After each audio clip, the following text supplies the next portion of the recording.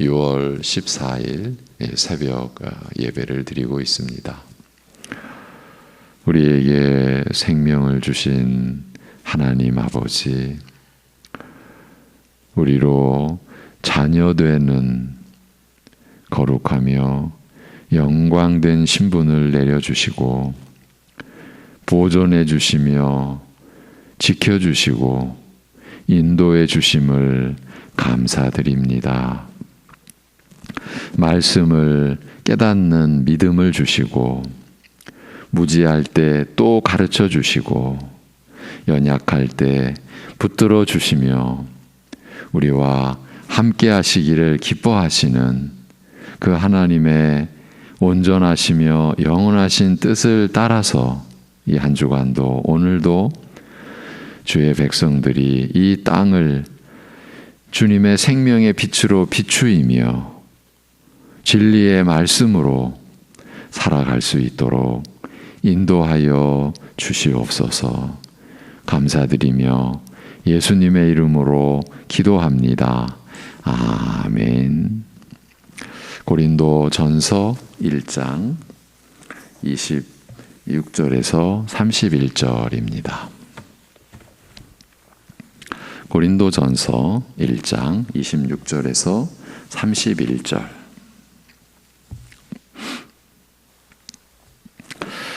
같이 보시겠습니다. 고린도전서 1장 26절에서 31절. 다 같이.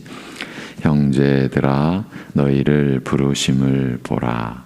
육체를 따라 지혜로운 자가 많지 아니하며 능한 자가 많지 아니하며 문벌 좋은 자가 많지 아니하도다.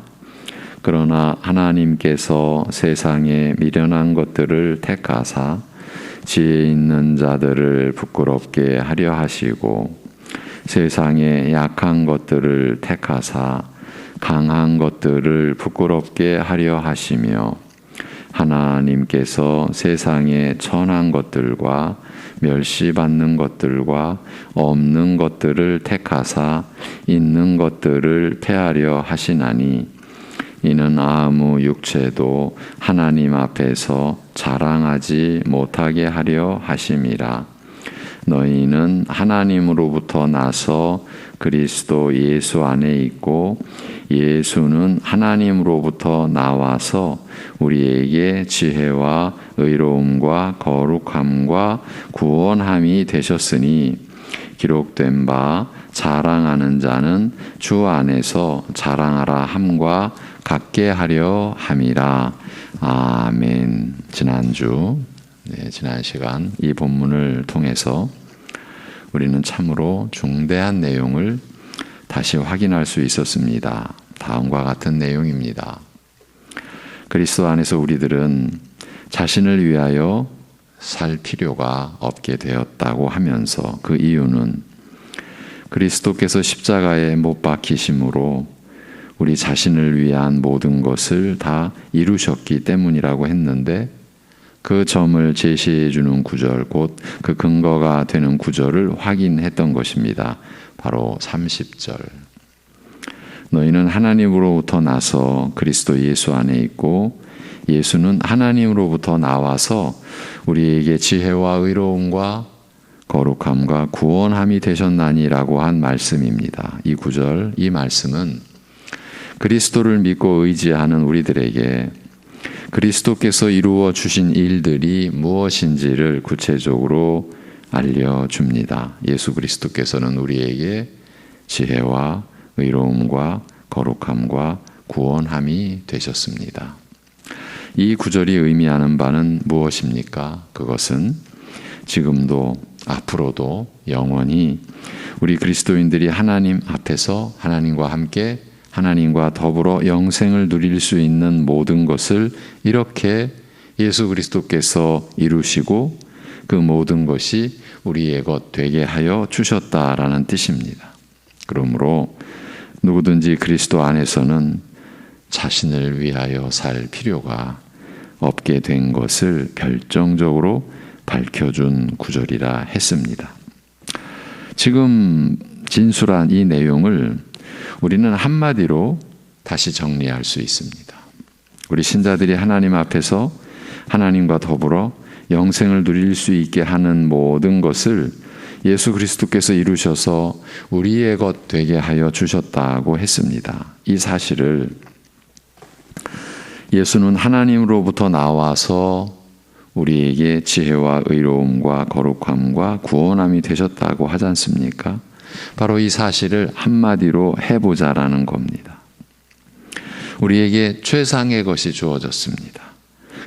그것을 받는 신분이 되었습니다. 그것은 곧 우리 신자들이 하나님의 자녀라는 신분을 가진 것을 가리키는 것이지 않습니까? 예수님이 하나님으로부터 나와서 우리에게 지혜와 의로움과 거룩함과 구원함이 되신 뜻이 여기에 있지 않겠습니까? 이것이 바로 아버지 하나님 아버지의 뜻이라는 말입니다. 그래서 예수는 하나님으로부터 나와서라고 하지 않습니까? 그리하여 우리 신자들은 그리스도로 충분하다는 고백으로 사는 것입니다.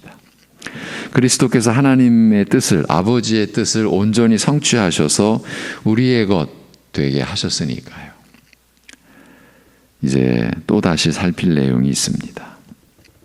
이 구절 안에는 그리스도를 믿어 신자된 우리가 자신을 위해서 뭔가를 하거나 그래서 우리를 드러낼 수 있는 그런 입장이 원초적으로 될 수 없다. 그런 입장에 설 수 없다는 사실을 다른 관점에서 제시해주고 있다고 했습니다. 아예 처음부터 그럴 수 있는 여지, 그 자신을 나타내기 위해 자신을 위하여 무언가를 할 수 있는 처지가 될 수 없었다는 점을 확실하게 밝혀놓았다라고 본 것입니다. 이 점을 다시 찬찬히 들여다보려는 것입니다. 형제들아, 너희를 부르심을 보라. 하나님께서 세상에 미련한 것들을 택하사 지혜 있는 자들을 부끄럽게 하려 하시고 세상에 약한 것들을 택하사 강한 것들을 부끄럽게 하려 하시며 하나님께서 세상에 천한 것들과 멸시받는 것들과 없는 것들을 택하사 있는 것들을 폐하려 하시나니 이는 아무 육체도 하나님 앞에서 자랑하지 못하게 하려 하심이라고 합니다. 이 구절 앞에서 언뜻 떠오르는 의문은 이것입니다. 이 구절을 놓고 볼 때 떠오르는 의문이 이것입니다. 과연 우리가 이 시대의 교인들이 이 구절을 하나님의 말씀으로 받을까? 이 구절을 하나님의 말씀으로 인정할까?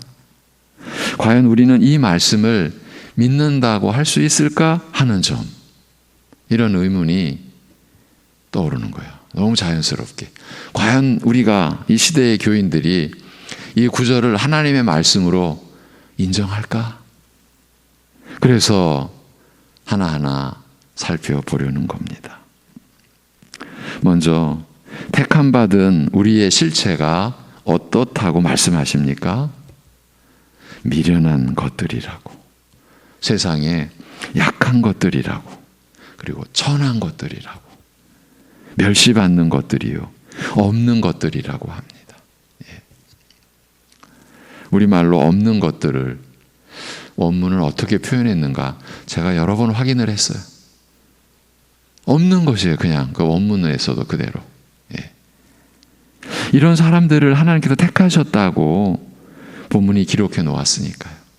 하나님의 말씀이 이렇게 기록해 놓았어요. 이것이 우리의 실체다. 그렇다면 우리는 이 말씀에서 우리 자신을 봐야 되겠죠. 우리 자신의 실체를 찾아야 하는 것입니다. 우리가 어떤 사람이었었는지를 이 구절 안에서 발견할 수 있어야 하고, 또 확인할 수 있어야 하는 것입니다. 왜냐하면 우리는 하나님의 택하심을 입었다고 믿고 있으니까요. 우리의 신앙생활이 하나님께서 우리를 선택하시고 부르셨기 때문에 시작되었다고 이제 알게 되었으니까요. 또 그렇게 확신하고 있으니까요. 그런데 우리의 현실은 어떻습니까? 제가 보기에는 우리는 아예 이런 말씀이 없는 것처럼 행세하고 있는 것 같이 보입니다. 그러니까 인정을 못하겠다는 자리까지도 우리는 가 있지 않은 것이라고 저는 보는 겁니다. 인정을 못하겠다는 얘기는 일단 그런 말씀이 있다라는 거는 인정하는 거지 않습니까? 근데 그 내용상 난 못 받겠다. 그런데 거기까지도 우리는 가 있지 않은 것으로 보는 겁니다. 우리말에 이런 표현이 쓰일 때가 있습니다. 이 새벽에 참 부정적인 표현을 들어서 죄송합니다. 무슨 귀신 씨나라 까먹는 소리 하냐 이런 얘기들 하죠. 예. 그냥 너무 그건 말이 안 돼라고 할 때 이런 표현을 씁니다. 지금 이런 경우도 그렇지 않은가 싶습니다. 제가 너무 심한 표현을 쓴 것일까요? 그렇다면 우리 자신을 미련한 것들이라고, 세상에 약한 것들이라고, 그리고 천한 것들, 멸시받는 것들, 없는 것들이라고 우리 스스로 인정하고 그렇게 규정하고 있다라고 할 수 있겠습니까? 오늘날 우리의 신앙생활을 들여다보면 아닌 것 같습니다. 예, 저는 지금 이렇게 사족을 답니다. 이렇게 온전하게 믿는 우리 가족들이 왜 없겠습니까? 그런데 지금 일반적으로 우리의 신앙생활을 들여다보면 그런 의미입니다. 아닌 것 같다라는 겁니다. 그렇게 보면 결코 그렇게 규정하고 있는 모습이 아닌 것처럼 보입니다. 그렇게 보는 게 맞을 것 같습니다. 이렇게 보는 근거를 몇 가지만 제시해도 우리는 이제 조금은 수긍이 될 겁니다. 찬찬히 생각해 보면요. 많은 것 들지 않아도 됩니다. 교회 안에서도 서로 비교, 시기, 질투하고 있지 않습니까? 이걸 누가 부정하겠습니까? 예. 참 오래전 일입니다. 한 남자 성도님이, 죄송합니다. 이거 뭐 이렇게 말하다 보니까 나왔는데, 남자 성도님이 전화를 주셨습니다. 목사님, 구역 예배 좀 없애주십시오. 무슨 의미인지 아시겠죠? 구역 예배를 없애달라고 요청을 했습니다. 전 깜짝 놀랐습니다. 죄송합니다만 왜 그러시는지요? 구역 예배만 갔다 오면 제가 참 힘듭니다. 고달픕니다. 그게 느껴지더라고요. 여러분, 그게 우리의 현실입니다. 죄송합니다. 제가 남자 성도, 여자 성도 해서 그럼 남자 성도는 아닙니까? 솔직히 사실은 더 하면 더 했지. 예. 또 우리의 하나님을 의지하는 모습을 우리 스스로 한번 우리 자신을 살펴보자고요. 그렇게 간절하지가 않은 것 같습니다. 대체적으로 우리의 신앙생활을 들여다보면 그렇다는 겁니다. 그만큼 우리는 자신을 높이 세워놓고 있는 겁니다. 그래서 자신은 은혜를 당연히 받아야 한다라는 의식이 깔려 있으니 그만큼 덜 간절한 겁니다. 그리고 남을 의식하여 비교를 한다라는 것은 자신이 그런 다른 교인들과 동등하게 취급받을 수 없다라는 생각이 우리의 내면 속에 은밀하게 감춰져 있는 상태임을 보여주는 것 아닙니까? 바리새인의 기도처럼 나는 저 세리와 같지 아니하다고, 어떻게 같이 하나님 앞에 기도하러 가서 그렇게 기도할 수 있습니까? 나는 저 세리와 같지 아니함을 감사하나이다. 여러분, 그래서 그렇게 보자면 우리 자신이 미련하고 약하고 천하고 멸시받아야 마땅하고 이렇게 없는 것들 속에 속해 있다라고 여길 수가 있겠습니까? 아니죠. 전혀 아닙니다. 그렇게 여기질 않는 겁니다. 이런 상태에서는 우리가 겸손할 수조차 없는 겁니다. 온유할 수도 없는 거고요. 좀 불편하게 들리시겠지만 어쩌면 우리는 겸손한 척하며 살고 있는지도 모릅니다. 제대로 겸손할 수가 없으니까요. 이것이 우리의 실체가 아닌지 모르겠습니다. 그만큼 우리는 말씀에 여전히 무지하고 말씀과 관련해서 너무 약하다라는 겁니다. 편견도 많고요. 공정하지 못하고 한쪽으로 치우친 생각을 편견이라고 하지 않습니까? 그런데 하나님의 말씀을 보고 대하는 우리의 태도가 이렇다라는 뜻입니다. 그렇게 됐다라는 얘기는, 치우쳐 있다라는 얘기는 자기가 이 기초석으로 옮긴 거죠. 예. 경계석을 자기가 옮긴 거예요. 구약에. 경계석으로 옮기지 말라. 예. 우리는 옮겨놓고 그냥 자기 기준으로, 예. 항상 말씀도, 예.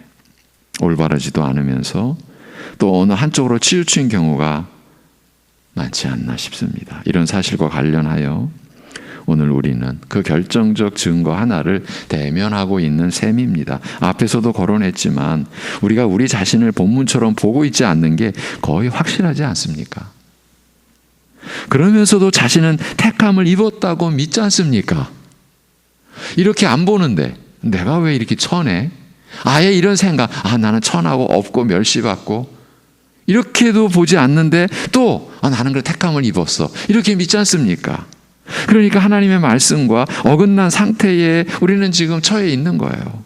더 심각한 것은 이런 형편인데도 우리가 별다른 문제의식을 갖지 않고 있다라는 점입니다. 그렇다면 우리에게 어떤 문제가 발생한 겁니까? 질문을 바꿔보겠습니다. 말씀이 틀렸겠습니까? 아니면 우리가 잘못된 것이겠습니까? 여러분, 말씀이 틀렸습니까? 우리가 잘못입니까? 말씀이 틀렸을 리는 없지요. 예. 말씀이 틀렸다라고 하면 교회는 붕괴되는 거죠. 예. 그런데 우리가 또 잘못됐다, 잘못 믿고 있다라고 합니까? 앞에서 우리는 별다른 문제의식을 갖고 있지 않다라고 했습니다. 그렇다면 우리는 제대로 믿고 있다라고 하는 것이지 않습니까? 이렇게 되면 어떤 결론에 이르는 것입니까? 사실은 하나님의 말씀이 틀렸다라고 하고 있는 것 아닙니까? 이런 면을 따지고 들어가면 역설적으로, 그래서 또 우리는 우리 자신을 위할 수밖에 없다라는 점이 또 드러나는 거예요. 그게 확실해지는 거예요. 자신이 미련한 것들 속에 속해 있지 않고 세상의 약한 것들 속에도 속해 있지 않으며, 그리고 천한 것들과 멸시받는 것들과 없는 것들 속에도 속해 있지 않다. 난 절대 속해 있지 않다라는 것을 스스로 증명해내야 하니까요. 하나님의 뜻과는 무관하게 본인 스스로 이렇게 판단하고 있으니 자연히 자신을 위할 수밖에 없는 거예요. 스스로 자신을 지켜내야 하니까, 그리고 드러내야 하니까 이제 정리를 해야겠습니다. 우리는 하나님의 말씀을 받들어야 하죠. 이 본문을 받아야 합니다. 이 말씀을 그대로 믿어야 한다라는 뜻입니다. 그렇게 해서 우리 자신을 알고 살피고 확인할 수 있어야 합니다. 이 말씀에서 벗어난 채로 우리 자신을 세우는 것은 하나님의 말씀을 거부하는 겁니다. 이건 명백한 겁니다. 그렇게 되면 말씀을 따를 수가 없게 됩니다. 거부하는데 어떻게 따릅니까? 말씀을 따를 길이 없어지는 것이에요. 그 결과는 우리 자신에게 돌아옵니다. 어떻게 해요? 우리는 다시 거짓된 자리로 돌아가는 겁니다. 하나님의 말씀을 떠나서 우리 자신을 거짓의 사람, 거짓된 사람으로 다시 우리는 만드는 겁니다. 그러면 어떻게 거짓되게 나타나겠습니까? 우리의 거짓된 사람이 어떤 모양으로 나타나겠습니까? 기본적으로 자신이 무엇을 할 수 있다라고 여기는 겁니다. 이렇게 나타난다라는 뜻입니다. 외인고안이 자신은 미련하지도 약하지도 천하지도 멸시받지도 아무것도 없는 그런 존재가 아니니까요. 절대 자신을 그렇게 여기지 않으니까요. 따라서 자신은 뭐라도 할 수 있는 사람이라고 단정짓게 되는 것입니다. 그러니까 매일매일을 나는 이렇게 할 수 있는 사람이야. 어쩌면 우리는 그렇게 다른 사람에게는 하나님 앞에 난 이렇게 할 수 있잖아요. 이거를 자기를 드러내며 사는 것일지도 몰라요.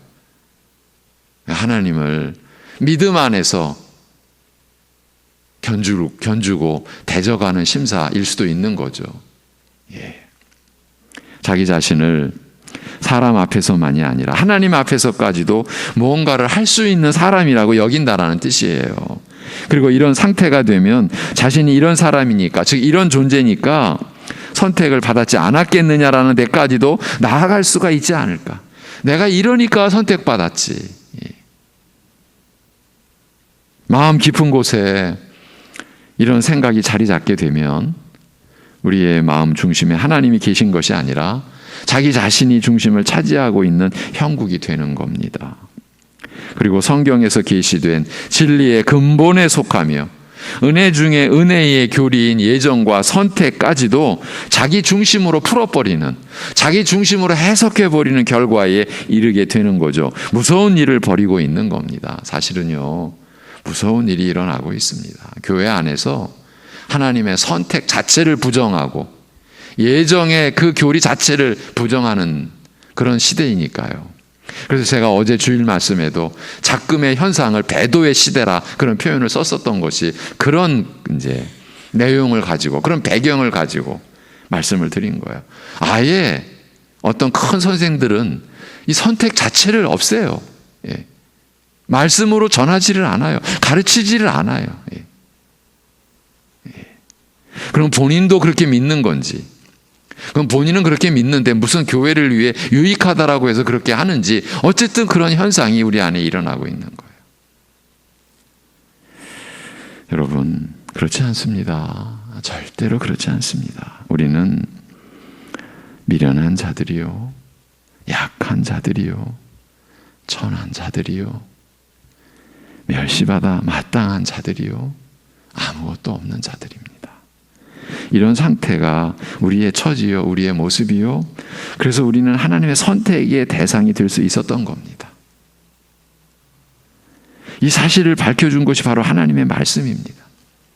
이 사람들이 하는 말, 사람들의 무슨 이론이 아니에요.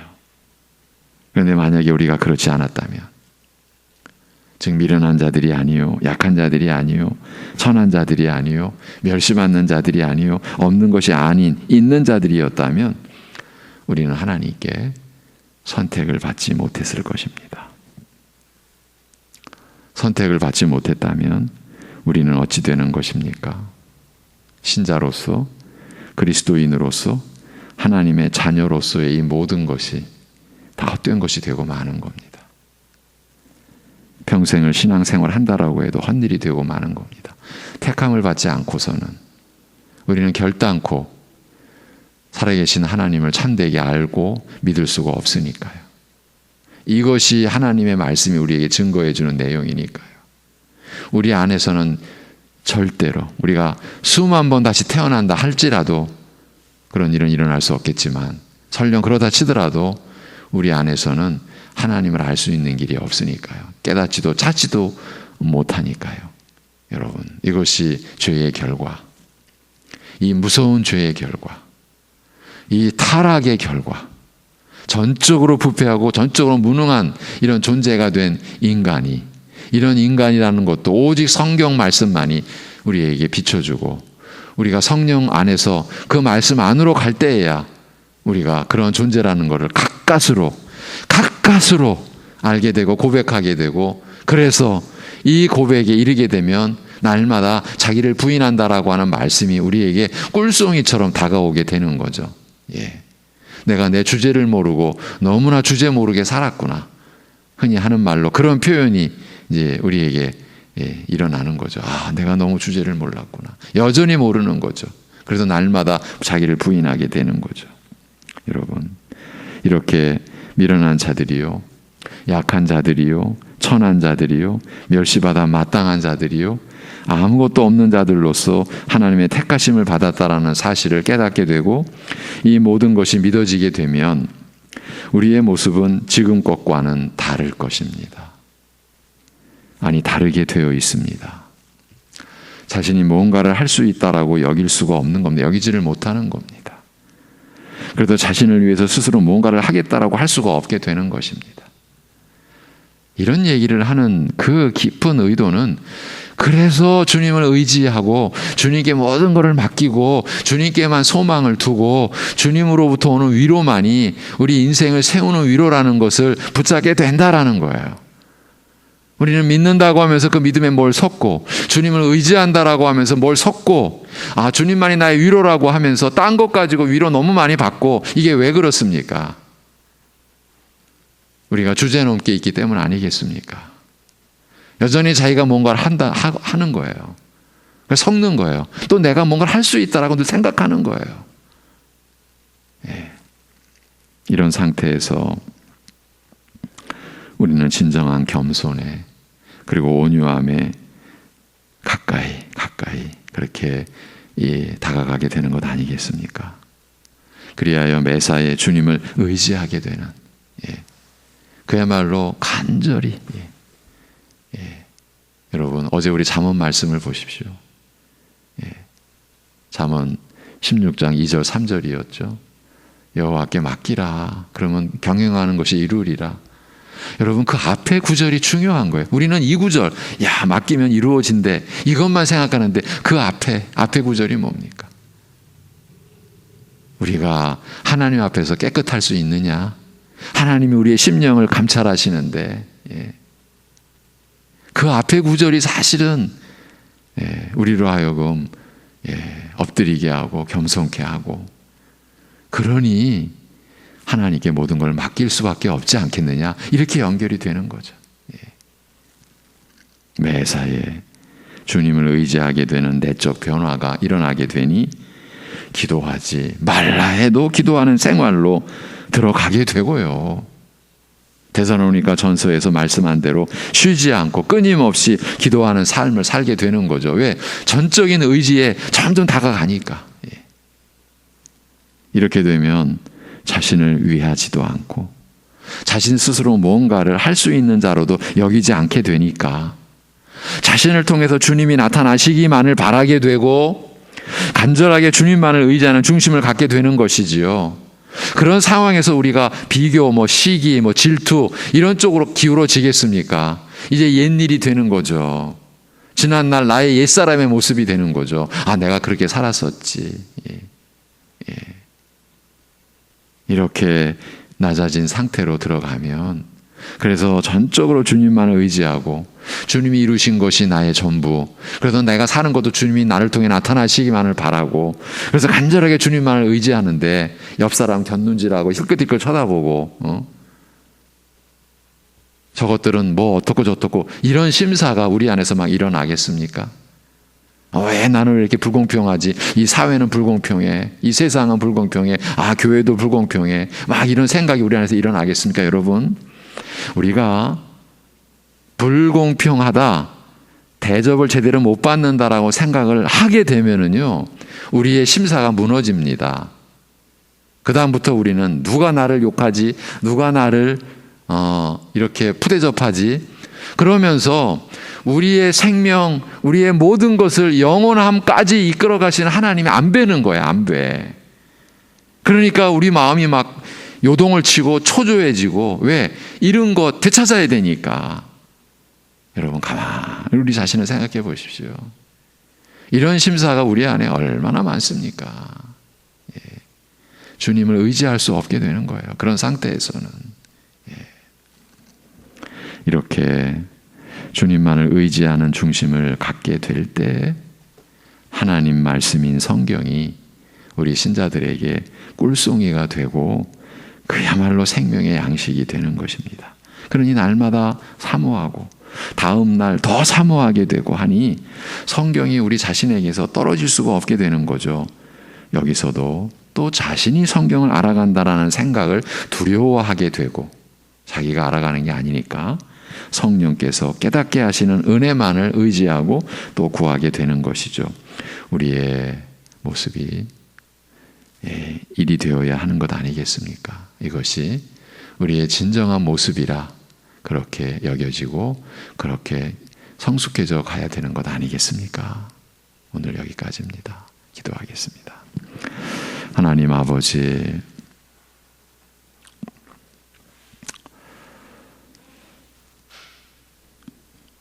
하나님의 말씀의 빛 안에서 우리 자신의 어두움을 비춰보게 하여 주시니 감사합니다. 진리의 거울 앞에 우리 자신을 세우는 이 일을 허락하시고 인도해 주셔서 감사합니다. 하나님 아버지, 우리 자신을 말씀으로 비추어 보기 위하여 이 새벽 예배에 참여하는 이 말씀의 가족들과 함께 참 힘들지만 하나님의 인도하심만을 구하고 우리 자신을 보고자 합니다. 하나님의 우리를 향한 그 사랑을 더 알고자, 그 사랑을 가볍게 여기는 우리 자신의 허물을 보기 위하여 우리 자신을 보고자 하오니 우리를 불쌍히 여겨주시고 인도하여 주옵소서. 우리가 우리 자신을 스스로 높이고, 그래서 뭔가 하나님 앞에서까지도 우리가 뭔가를 이룰 수 있거나 할 수 있다라고 여기는 이 생각이, 그래서 그만큼 주님을 바라보고 주님을 의지하지 못하는 그러한 우리의 심령이 두렵사오니 우리의 속사람을 밝혀주시고, 그리하여 주님 앞에 우리가 나아가 말씀으로 새롭게 빚어지는, 그래서 날마다 강건해지는 우리의 속사람이 오히려 이제 확인되어지는 기쁨 안에 거할 수 있게 우리를 붙드시고 인도하여 주옵소서. 아버지 하나님, 하나님의 사랑으로 우리는 불충분하다고, 우리 주 예수 그리스도의 십자가 은혜도 부족하다고 어쩌면 우리는 그러고 있는지 모를 그런 우리의 두려운 모습을 주님 앞에 내려놓습니다. 주여, 여전히 우리는 많은 어려움과 고통을 안고 삽니다. 한순간에 무너져 내리기도 하고 죄악에 그저 처절하게 굴복하기도 합니다.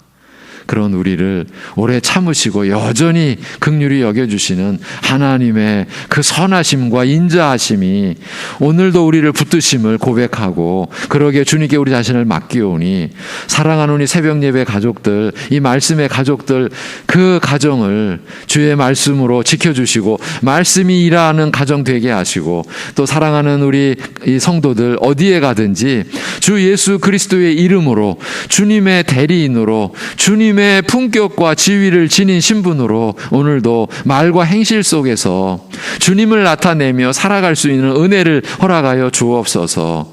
신음하는 우리 가족들, 어젯밤에도 고통을 겪어야 했던 우리 가족들 붙들어 주시고 위로해 주시고 새 생명의 충만함을 입혀 주시고, 주님만이 우리의 생명이시고 소망이심을 그 고난 속에서 붙잡는 믿음의 승리가 일어날 수 있게 하여 주옵소서. 우리 주 예수 그리스도의 이름으로 기도하옵나이다.